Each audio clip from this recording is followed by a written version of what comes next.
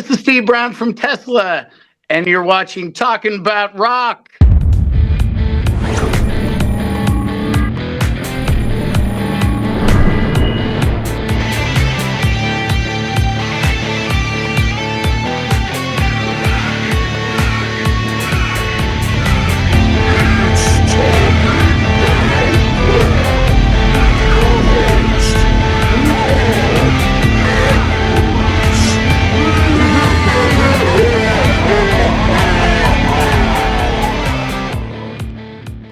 All right, today's guest is the drummer for the band Tesla. His other projects also include the bands Oleander and the End Machine Phase 2 with George Lynch and Jeff Pilson. Joining us now, let's welcome Steve Brown. Hey, hello, Steve. I'm here. All right, or should I say mild Steve Brown? Is that the correct moniker now? I'm just asking. Well, I don't know. I think Jason Green said it the best when he said, I think that George Lynch isn't Dr.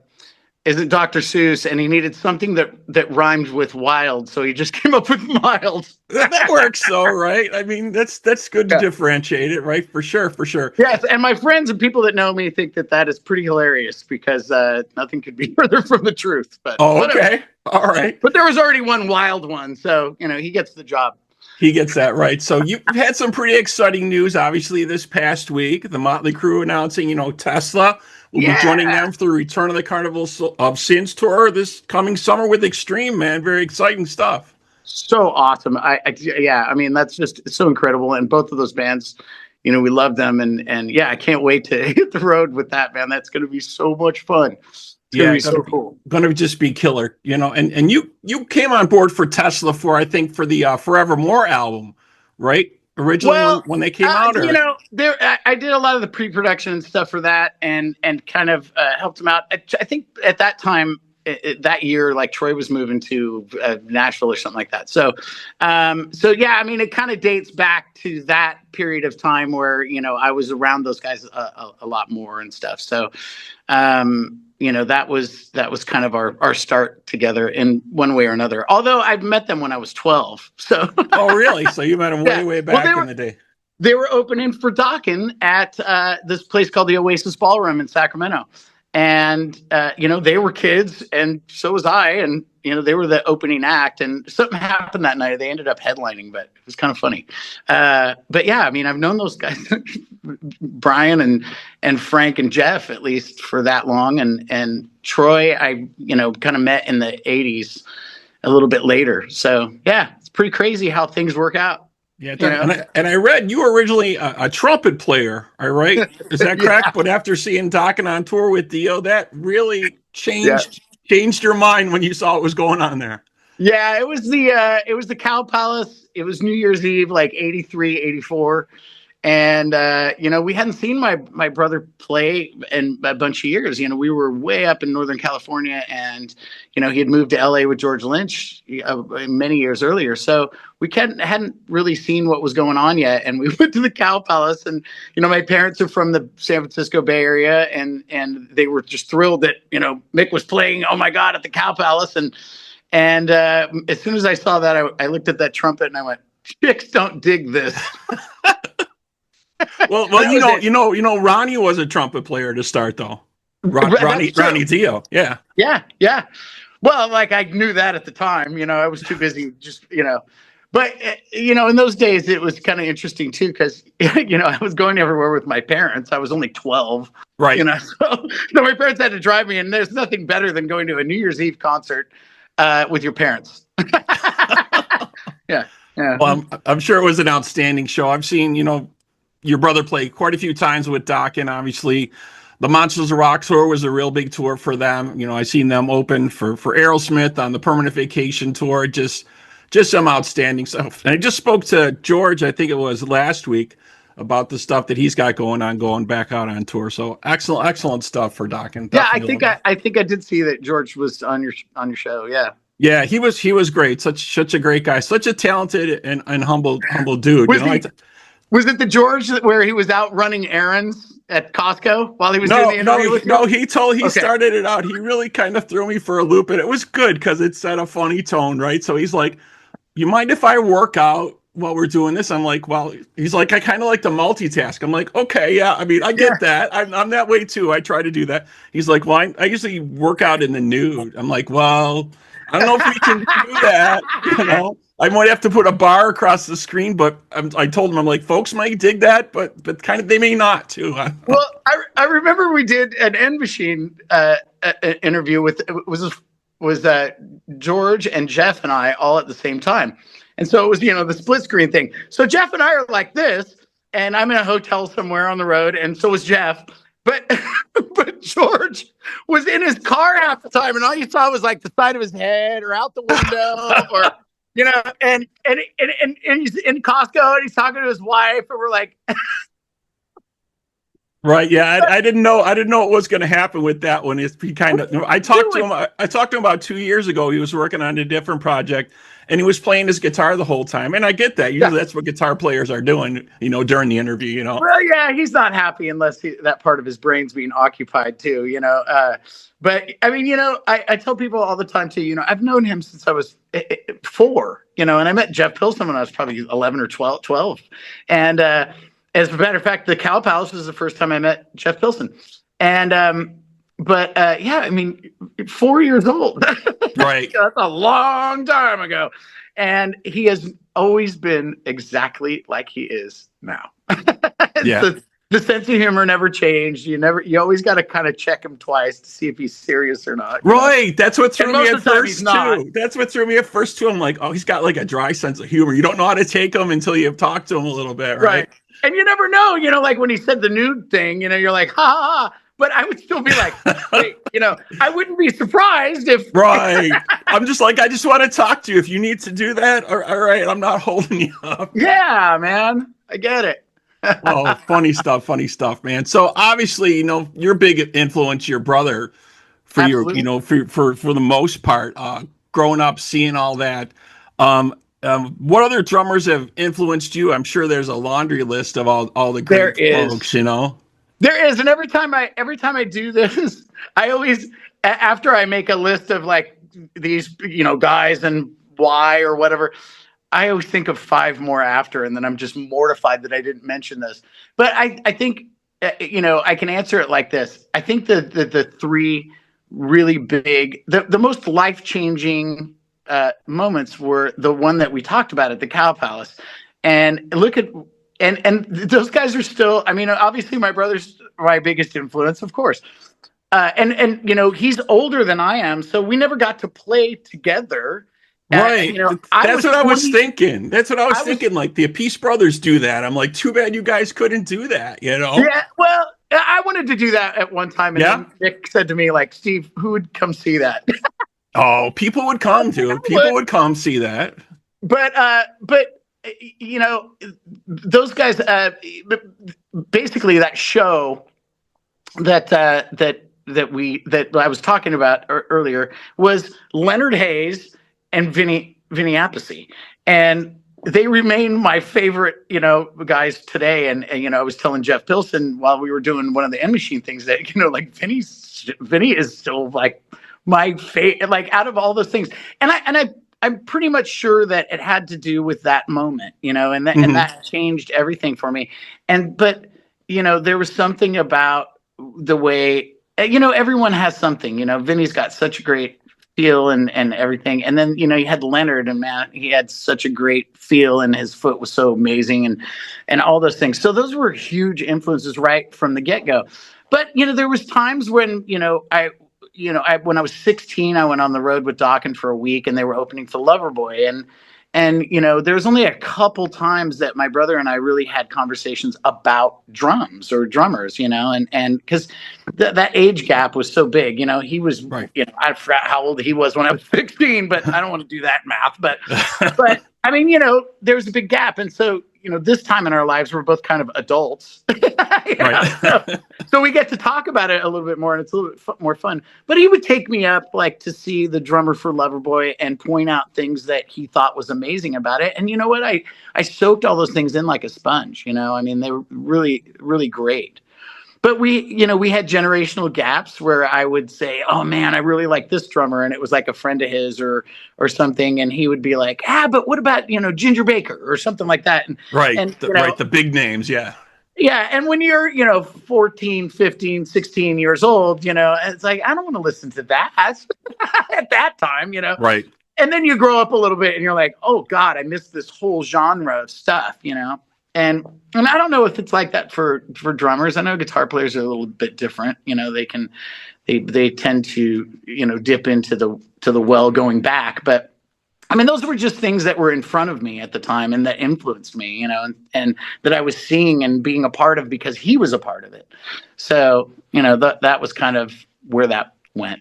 Yeah, I can understand that, and for a lot of folks, I think it depends on where they're at in their life. What music means to them at that point in their life, what they're listening to, what's popular, and like you said, then a lot of times you go back, right? You go back in history and you look at all these other people that came before, like John Bonham and Ginger Baker and these Right. big names, and you're like, oh, now I know where some of these people got some of their style or some of their sound, or maybe even stole a little bit of That is something from so them, right? true. You Right. know. That is so true. When I went back in the speaking of, Vinny and being a fan of, Vinny Appice, and then listening to Carmine, and then going back and then the John Bonham thing, of course, that's going to be the hugest influence.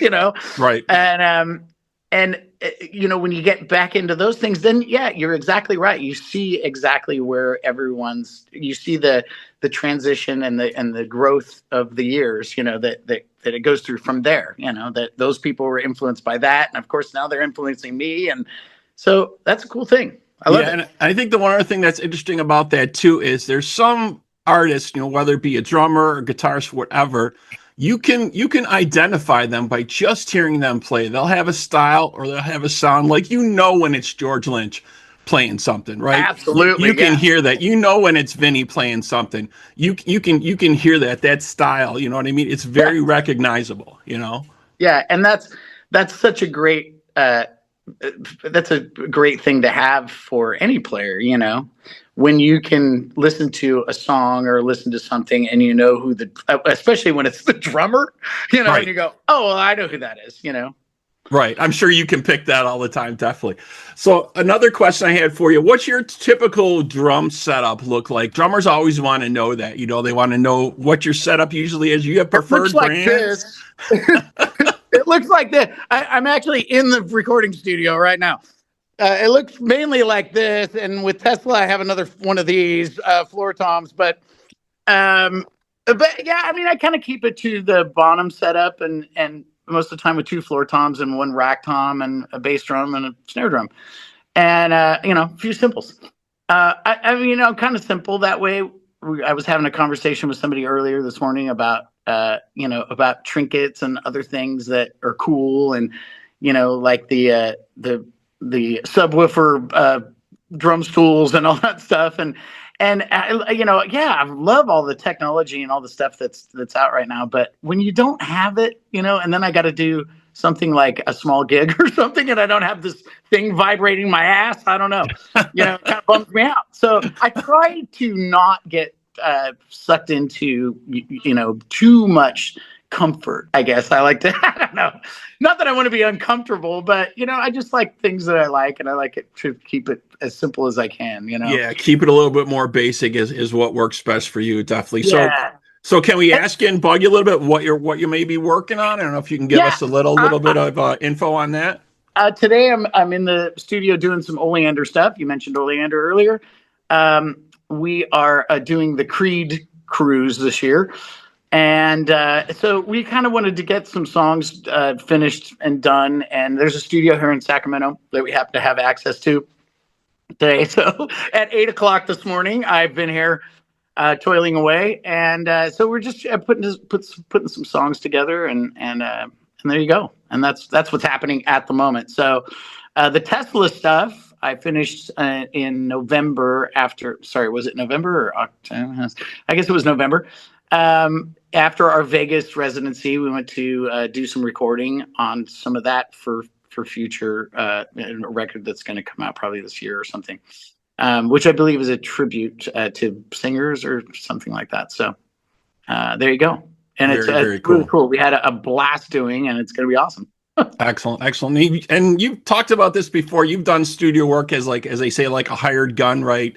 For Michael Yeah, Rosen, you've worked with yeah, stuff with Eddie Money and Joe Satriani, and of course, Brian Wheat, right. obviously. Yeah. Well, yeah, Brian and I did a fair amount of stuff together. But yeah, I mean, during the early 2000s, I got in with about 5 or 6 producers doing and engineers and stuff in studios, and I would go in with whatever band I was in at the time to record our demo, and then they'd go, hey, can you stay and do this or whatever.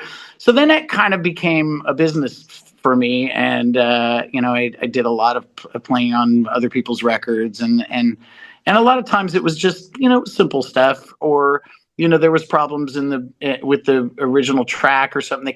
The band was already on the road. I Right. came in, fixed a few things, and left. And so it was no real big, thing. But as the budgets and the record companies kind of went away, so did that job. Right. So, Right. but I always, God, I've been playing in Oleander since '99. It was my first gig, and they had a couple other drummers too along the way. So it's been I was always doing those things also.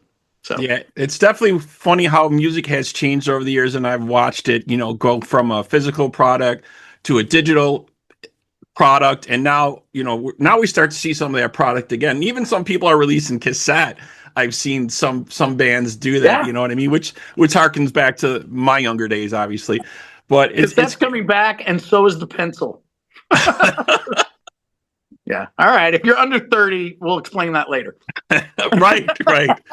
People don't remember that you had to have the pencil. They had to rewind your cassette if you needed to, or if it broke, if it snapped, you were SOL if it totally snapped. Yeah. Oh yeah, man. We were all studio engineers in the old days. There was duct tape and masking tape on our Ozzy Osbourne tape, and Yeah, kids today just don't get that. Yeah, kids don't understand that at all. They're like, you had to do what? You had to. Oh my God, they yeah, think it's archaic. You know you what I couldn't mean? just push a button. Well, yeah, you pushed a button, but then and if it was your favorite song and you had to rewind, those batteries in that stereo were never gonna last. Yeah, yeah, definitely, definitely. So another quick thing here I wanted to end up with here is obviously Spotify Wrapped came out this week. Everybody's showcasing, what they listen to, what they have. Do you have a little listing of a couple maybe top bands that you kind of maybe want to share with us that you listen to?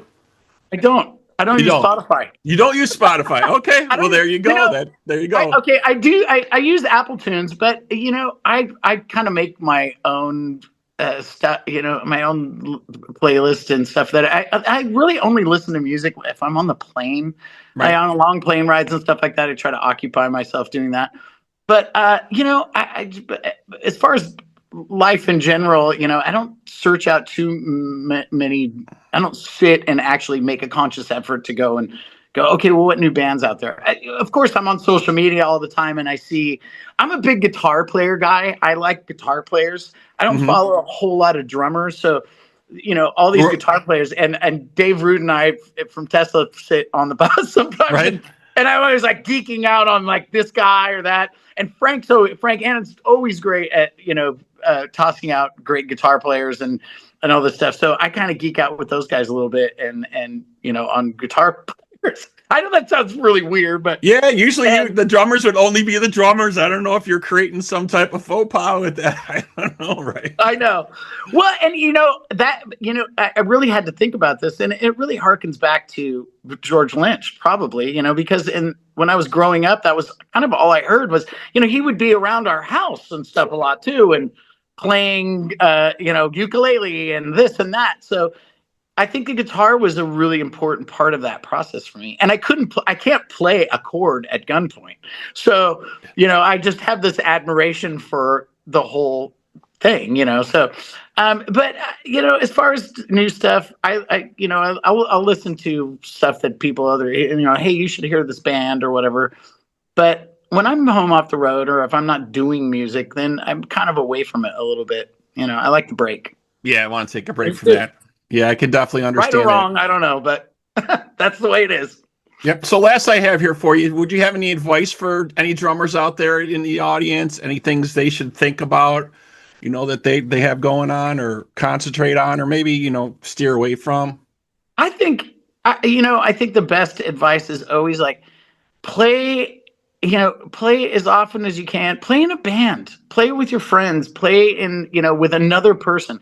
We're getting out of that whole thing now where people used to sit in a room together and write songs. And, that's kind of going away. And, we were having that conversation earlier. You can do all these things yourself now, and Right. you can make a whole band and write all these songs.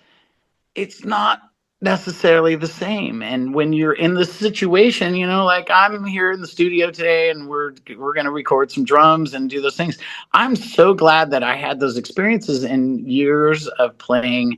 Look, even if they're what we call crappy shows, you know, I've done all of the good stuff where, the big, huge monster shows with all the production, and with the one where my mom and dad were the only ones in the crowd, Right. So, but those were, and of course at the time they're mortifying, Right.